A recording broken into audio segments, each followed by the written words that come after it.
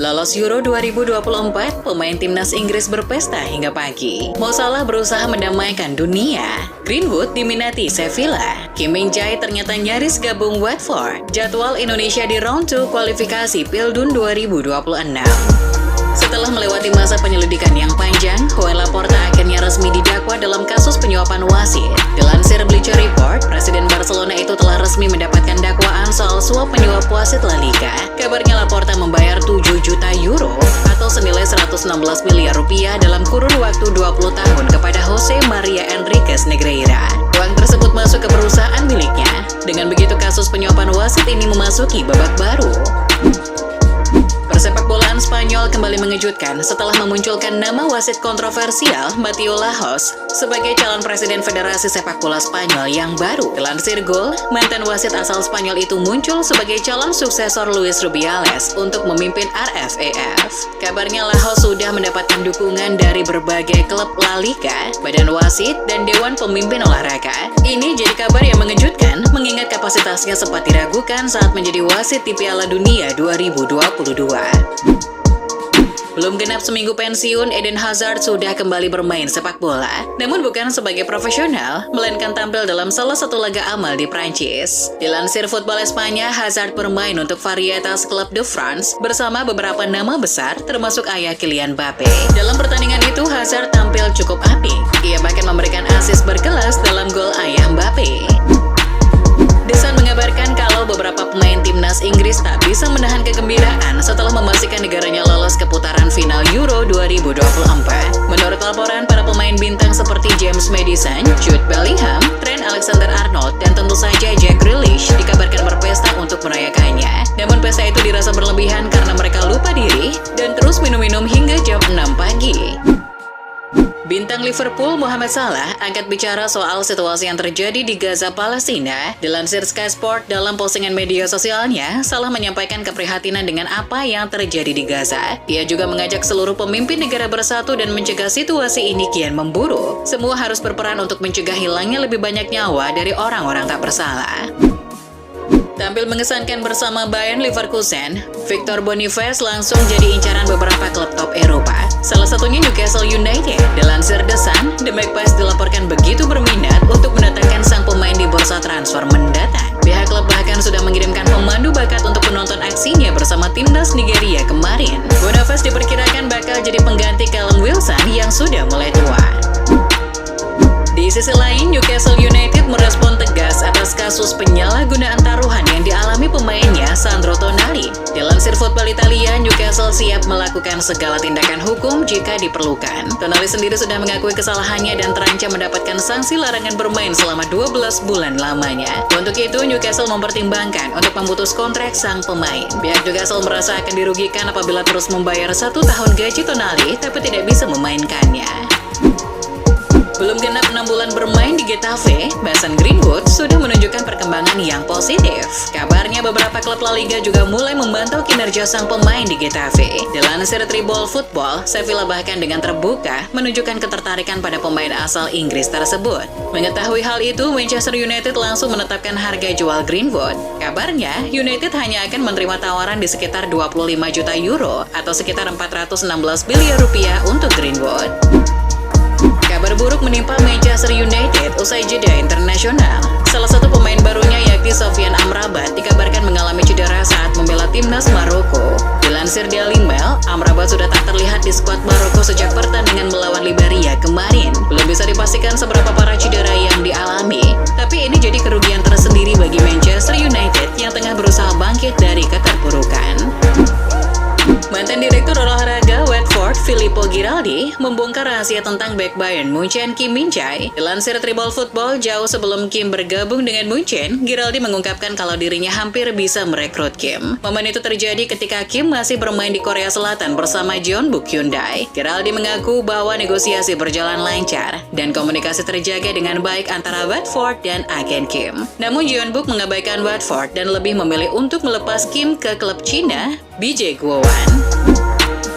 Lagi-lagi, ada pemain yang harus disanksi oleh klubnya cuma gara-gara postingan tentang konflik Israel dan Hamas. Setelah Anwar El-Ghazi, kini berita tersebut datang dari pemain Nice, Youssef Attal. Dilansir ESPN, Nice dikabarkan telah memberikan larangan bermain kepada Youssef Attal karena memposting sesuatu yang berhubungan dengan konflik tersebut. Belum jelas Attal akan absen hingga kapan, tapi sang pemain sudah mengakui kesalahan dan meminta maaf melalui akun media sosialnya. Meski baru saja bergabung dengan PSG pada awal musim 2023-24, Lee Kang-in dikabarkan tengah didekati klub La Liga Real Sociedad. Dilansir Football Espanya, Lee mengawali musim baru di PSG dengan tidak baik. Terlepas dari cedera dan harus membela timnas Korea Selatan, Lee baru mencatatkan 3 penampilan saja untuk PSG. Situasi ini dimanfaatkan Real Sociedad untuk menggodanya. Klub Spanyol itu berniat mendatangkannya untuk jaga-jaga apabila Takefusa Kubo hengkang akhir musim.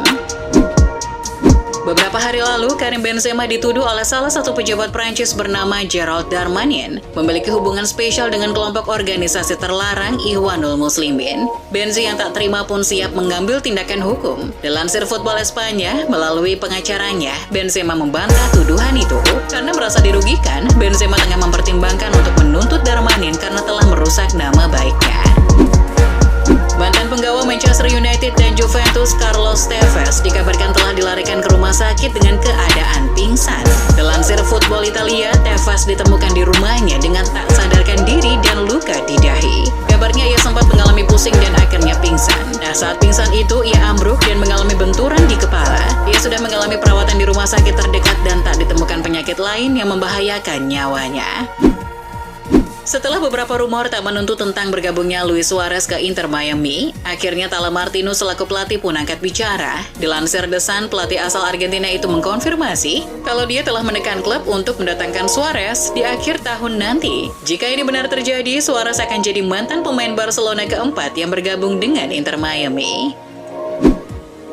Mantan pelatih Real Madrid dan AC Milan, Fabio Capello, mengaku meminta Ronaldo Nazario pergi dari Real Madrid karena berat badan dan kebiasaan berpesta. Capello memang seorang pelatih yang tegas dalam menjaga kedisiplinan anak asuhnya.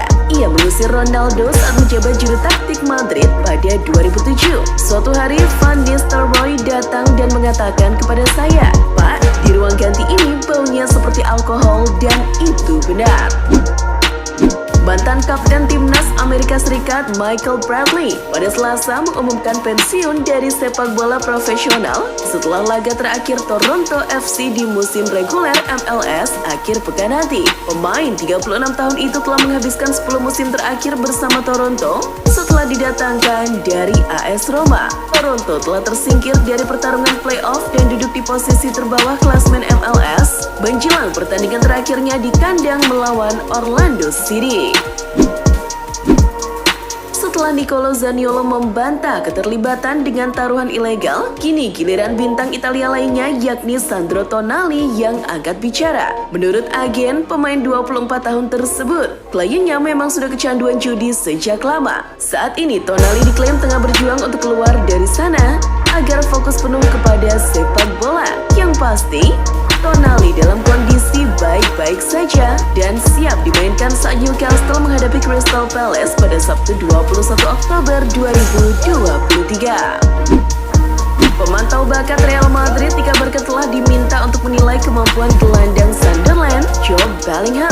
Seperti Job memulai karirnya di klub masa kecil mereka Birmingham City dengan mencatatkan total 6 penampilan sebagai starter dan 20 pertandingan pengganti sebelum dia berusia 18 tahun. Ia lalu berlabuh di Sunderland. Sunderland diduga mengikat kontrak Job di Stadion of Light hingga tahun 2027, membuat mereka berada dalam posisi yang kuat untuk menuntut penilaian jika ada tawaran yang diberikan kepada mereka. Kontrak Robert Lewandowski di Barcelona masih lama berakhir. Meski begitu, Blaugrana ngebet teken kerja sama baru. Kontrak Robert Lewandowski bersama La Blaugrana masih tersisa hingga 30 Juni 2026 alias 3 tahun lagi. Rencananya, kontrak baru Lewandowski nanti akan berdurasi selama 1 tahun. Akan tetapi, rencana untuk memperpanjang kontrak sang striker diyakini tidak akan berjalan mulus jika melihat kondisi keuangan klub. Menurut kabar dari Goal, Dalam upaya untuk mengatasi masalah pertahanan mereka, Manchester United mengincar bek sentral Crystal Palace Mark Guehi di jendela transfer Januari 2024. Laporan tersebut juga mengklaim bahwa Setan Merah akan menghadapi persaingan dari sesama klub Liga Primer seperti Liverpool, Newcastle, Arsenal, dan Tottenham Hotspur dalam pengejaran pemain internasional Inggris yang memiliki kontrak dengan klubnya saat ini hingga 2026. Striker Manchester United Rasmus Højlund yang merapat ke Old Trafford pada musim panas ini menolak untuk dibandingkan dengan bintang Manchester City Erling Haaland karena dia merasa ini masih dini baginya. Sementara striker Norwegia itu telah membuktikan dirinya sebagai penyerang terbaik di dunia dan di Liga Primer. Højlund menyebut bintang City sebagai striker terbaik di dunia dengan keduanya akan bertemu di derby Manchester bulan ini. Sheikh Jassim bin Hamad Al Thani mundur untuk membeli Manchester United. Padahal, andai Sheikh Jassim sukses mengakuisisi MU, Kylian Mbappe akan didatangkan. Tidak hanya Mbappe, Sheikh Jassim juga berencana mengangkut Kingsley Coman dan Eduardo Camavinga ke Old Trafford andai jadi pemilik MU. Kini, apa daya, Sheikh Jassim gagal mengakuisisi Setan Merah. Tapi disinyalir, Sheikh Jassim masih tertarik untuk membeli klub-klub Liga Inggris lainnya.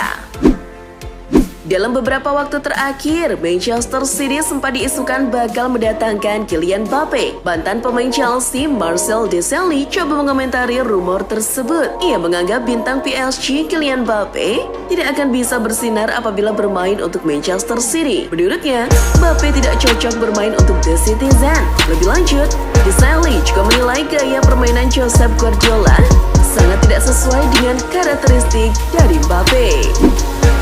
Indonesia akan bertarung di round 2 kualifikasi Piala Dunia 2026 zona Asia. Pertandingan pertama putaran kedua digelar pada 16 November 2023. Indonesia akan bertandang ke markas Irak. Garuda kemudian akan menjamu Filipina pada matchday kedua di Gelora Bung Karno pada 21 November.